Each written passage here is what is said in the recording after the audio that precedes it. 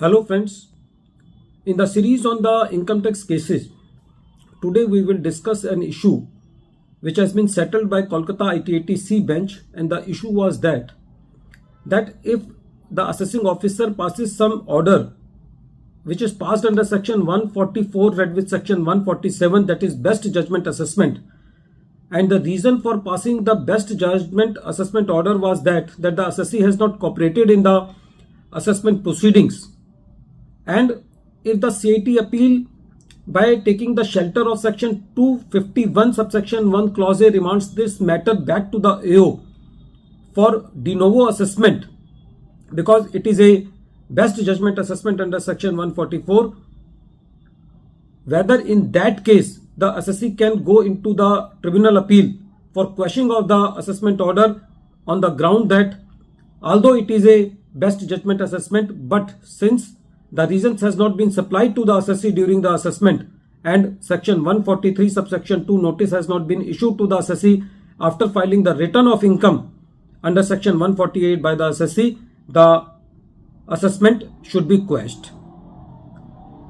This issue has been taken up by Kolkata ITAT bench in the case of Manaxia Limited versus Deputy Commissioner of Income Tax, and this case is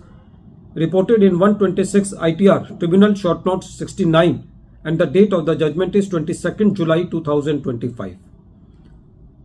In the present case, the assessment year concerned is assessment year 10-11.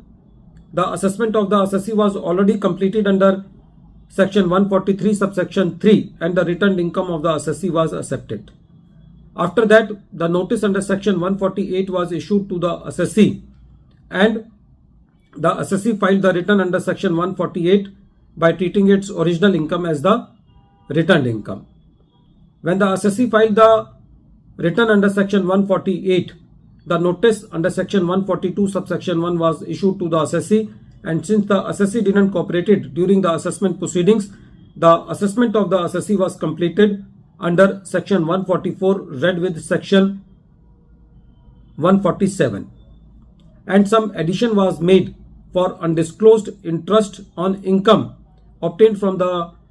assessee's associated enterprise. When this matter was before the CIT appeal just used the power under section 251 subsection 1 clause A and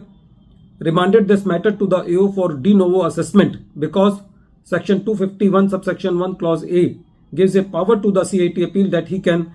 remand back the matter to the AO for fresh assessment if the assessment has been completed under section 144. But the precedent on this matter says that if the assessee raises some technical grounds, some legal grounds, then it is the duty of the CIT appeal that he should first dispose of the legal grounds. So the assessee filed the appeal before the tribunal on the two grounds that in the present case the reasons has been supplied to the assessee only after completion of the assessment, and the second ground was that after filing the return of income under section 148, the assessment was completed under section 147 without issuing the notice under section 143 subsection 2. When the matter was heard and the revenue was asked to produce the notice under section 143 subsection 2, the revenue was not able to demonstrate the issuance of the notice under section 143 subsection 2, and the revenue just relied on the assessment order and the appellate order of the CIT appeal. The tribunal said that in the present case there is no mention of the notice under section 143 subsection 2 in the order sheet and the assessment order passed by the assessing officer. So in the present case, the non-issuance of the notice under section 143 subsection 2 and non-supplying of the reasons during the assessment proceedings are a vital mistake, and the order is bad in law. The tribunal said that the non-issuance of notice under section 143 subsection 2 is not a curable defect, and it goes to the root of the matter. Hence, in the present case,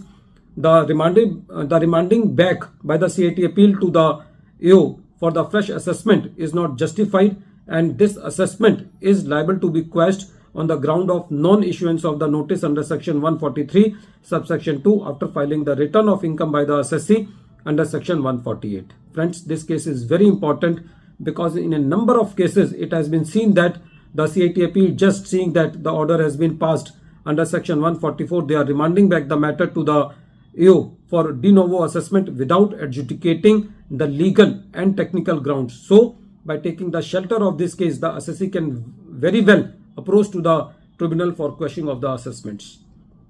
At the end of this video, once again, I am repeating the name of the case. The name of the case is Manaxia Limited versus Deputy Commissioner of Income Tax, and this case is reported in 126 ITR Tribunal, short note 69, and the date of the judgment is 22nd July 2025.